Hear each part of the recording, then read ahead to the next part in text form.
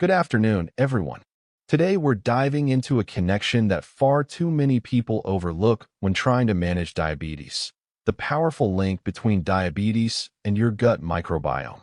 The outcome is straightforward and frustrating. People follow healthy diets, exercise regularly, take their medications faithfully, yet their blood sugar stubbornly stays around 9 millimoles per liter or higher. Why? Because the root issue often hides in the intestines. Here's a fact most don't realize. In people with type 2 diabetes, the composition of the gut microbiota is dramatically different from that of healthy individuals. Beneficial bacteria are drastically reduced, while harmful ones dominate. These harmful bacteria produce toxins that intensify insulin resistance, fuel chronic low-grade inflammation, and interfere with normal pancreatic function. The intestinal wall becomes abnormally permeable, what scientists call leaky gut. This compromised barrier allows infectious agents and food antigens to slip through more easily and interact directly with immune cells in the mucosal lining. Over time, these pathological changes can trigger immune reactions that damage the beta cells of the pancreas and increase production of pro-inflammatory cytokines, which further drive insulin resistance. It may sound complicated, but the bottom line is simple. Trillions of bacteria living in your gut directly influence your blood glucose levels, your degree of insulin resistance, and the level of systemic inflammation. When the balance is disrupted, harmful bacteria proliferate and release toxins from their cell walls into the bloodstream through the damaged gut lining. This triggers widespread chronic inflammation, one of the primary drivers of insulin resistance. Scientific evidence is clear. In the presence of dysbiosis, imbalanced gut flora, insulin resistance is approximately 35% higher compared to individuals with healthy microbiomes. In other words, the bad bacteria literally make your cells deaf to insulin signals. At the same time, when beneficial bacteria are crowded out, we lose the producers of short-chain fatty acids, SCFAs. These SCFAs are critical. They strengthen the gut barrier, prevent toxins from leaking into circulation, and stimulate production of the hormone GLP-1. GLP-1 enhances insulin secretion after meals, slows gastric emptying, and curbs appetite. Interestingly, many modern diabetes medications, such as semaglutide or liraglutide, mimic GLP-1. Yet your own gut bacteria can produce this hormone naturally, for free, and without injections. The end result?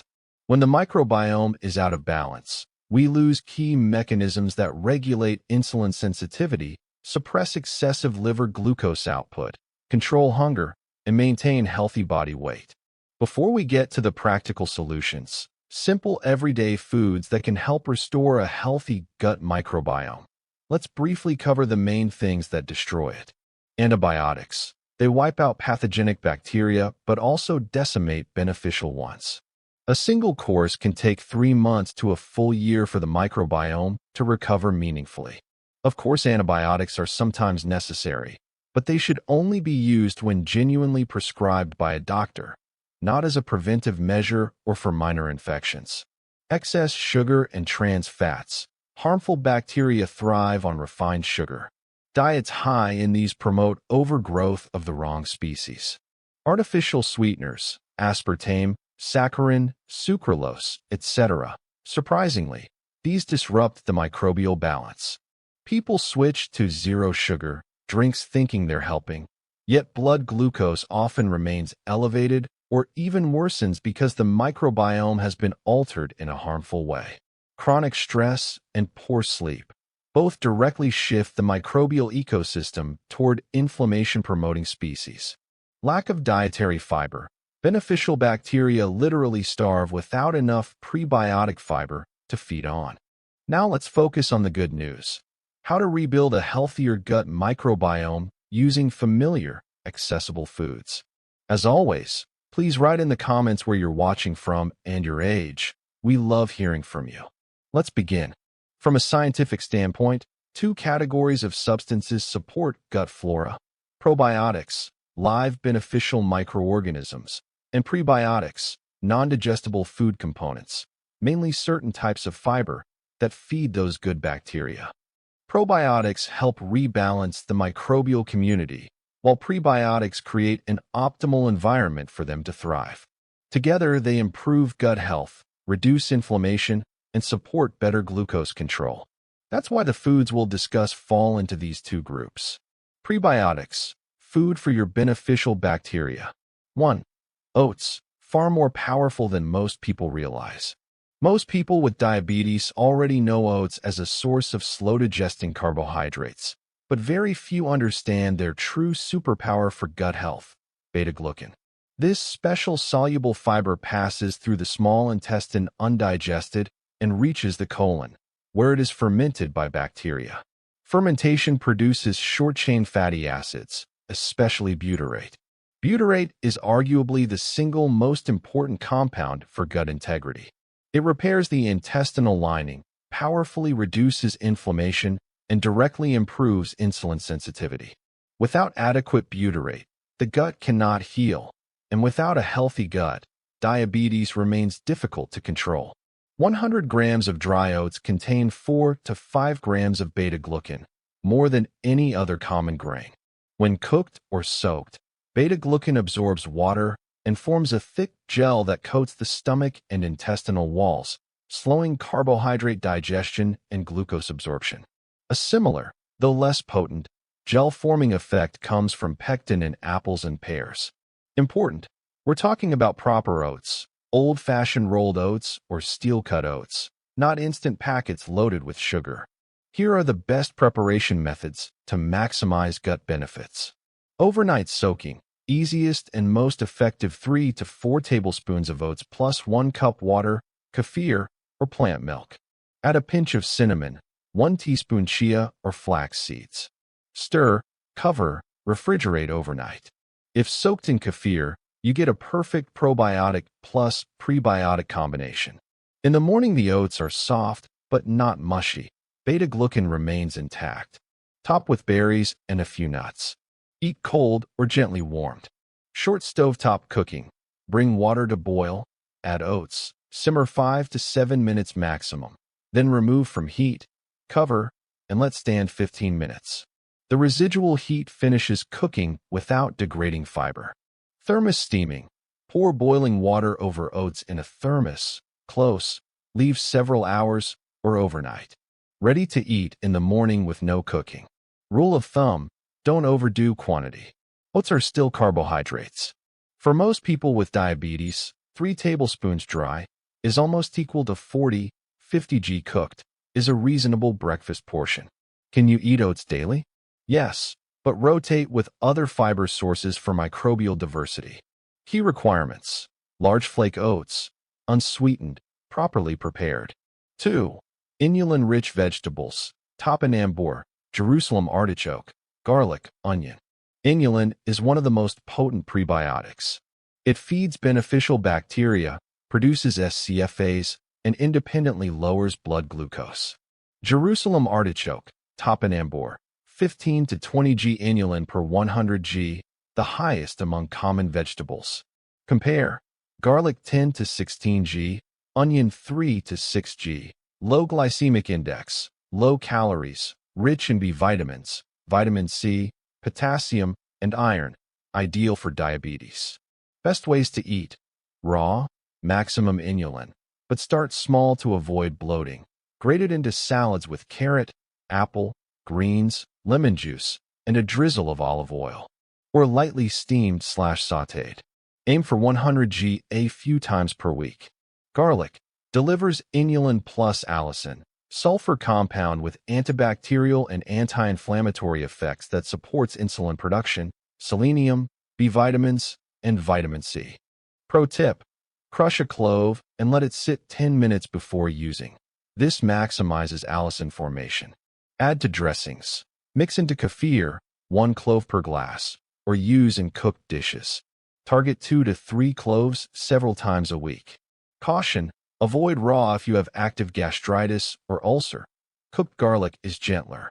Onion, rich in quercetin, reduces oxidative stress, protects vessels, improves endothelial function, and inulin. Raw onions retain maximum benefits, but can be sharp. Slice and soak in cold water 10 minutes to remove bite while keeping nutrients. Cooked onions are milder on the stomach, less inulin, but still valuable. Quick pickled version: 1 onion plus 2 tablespoon apple cider vinegar plus 100 milliliters water plus salt/pepper. Let sit 1 hour. Great as a salad topper or side.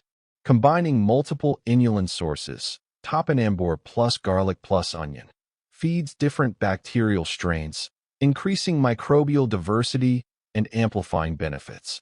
Other good prebiotic options: asparagus, steam or grill; chicory root; apples; slightly green bananas. But topinambur, garlic, and onion are the most accessible and powerful. Probiotics: live beneficial microbes from food. Of course, probiotic supplements can be helpful for diabetics. Let me know in the comments if you'd like recommendations. But today we focus on everyday foods. 1. Kefir and natural yogurt. Not all products labeled kefir or yogurt are equal. Sweetened fruit yogurts, drinking yogurts with added sugar, or kefir products thickened with starch are useless or harmful for blood sugar control. Real kefir is made with kefir grains, a symbiotic culture of lactic acid bacteria and yeasts. Fermentation converts lactose into lactic acid, carbon dioxide, and trace alcohol. 1 glass contains around 10 billion live beneficial microbes. These colonize the colon, crowd out pathogens, especially Candida and pathogenic E. coli strains, and produce kefir, a unique polysaccharide with glucose-lowering, lipid-improving, and anti-inflammatory properties. Key selection tips: minimal ingredients, no starch, no added milk powder or sugar.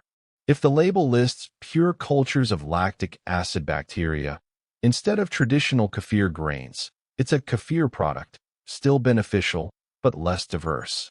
For diabetes, choose 2.5 to 3% fat kefir. Fat slows carb absorption, stabilizes glucose, and improves uptake of fat-soluble vitamins A, D, and K. Greek yogurt, strained, thicker, higher protein, is another excellent choice. Lower carbs, greater satiety, gentler on sensitive stomachs than kefir.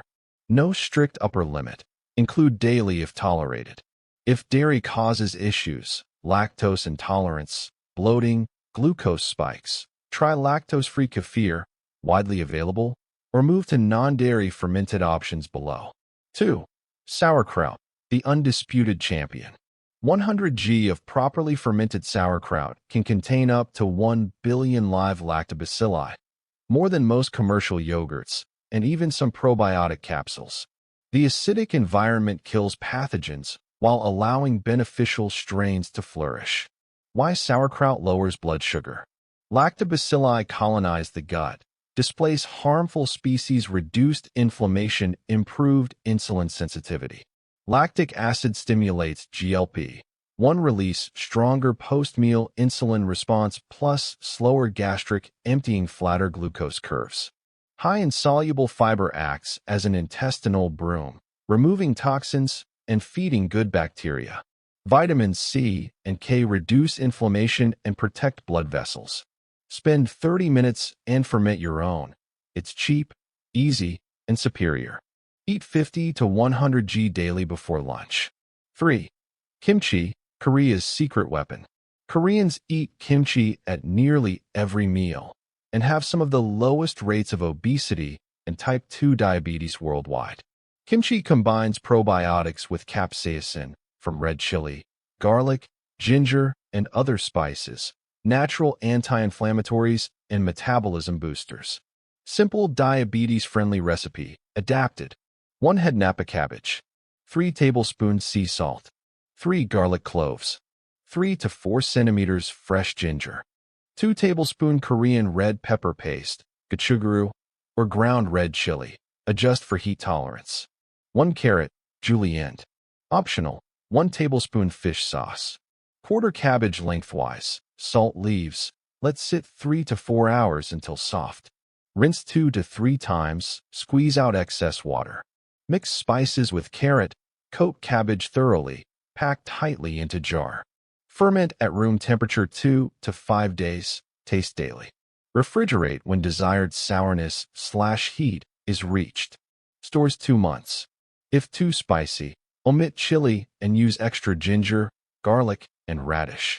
Other fermented vegetables: cucumbers, tomatoes, patty pint squash, zucchini, carrots, same basic brine, water plus salt plus dill plus garlic plus pepper plus optional horseradish or currant leaves. Limit to 100 g/day as a side/snack. 4. Homemade kvass, bonus gut-friendly drink.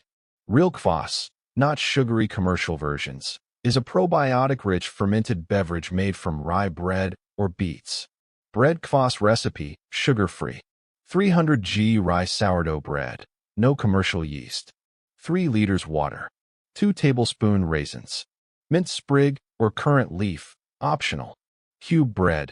Toast lightly in oven for color/flavor. Pour room temperature boiled water over bread plus raisins. Cover with cloth. Ferment 2 to 3 days until lightly sour and fizzy. Strain, bottle, refrigerate. Reuse the remaining bread as starter for 3 to 4 more batches. Beet kvass. 400 to 500 g beets, peeled and cubed. 2 liters water. Piece of rye bread crust. Combine in jar, cover, ferment 3 to 5 days, stir daily. Strain and chill. Rich in nitrates, nitric oxide, better vessel dilation, lower pressure, improved circulation. Drink 1 glass/day. Bonus: bone broth, gut lining repair superstar. Not strictly probiotic or prebiotic, but invaluable for healing leaky gut. Long-simmered bones release collagen, gelatin, glutamine, glycine, and chondroitin. Glutamine nourishes intestinal epithelial cells, repairing barrier damage. Collagen/gelatin strengthen connective tissue, joints, skin, hair.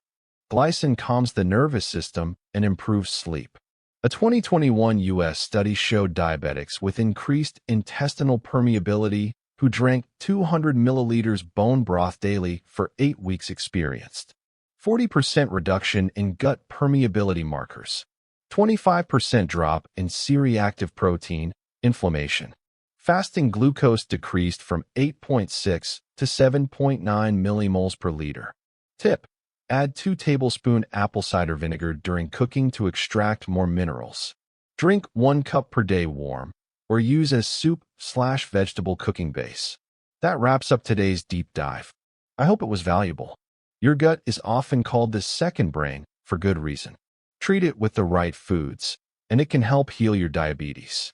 Wishing you and your microbiome strength and balance. See you in the next video. Take care.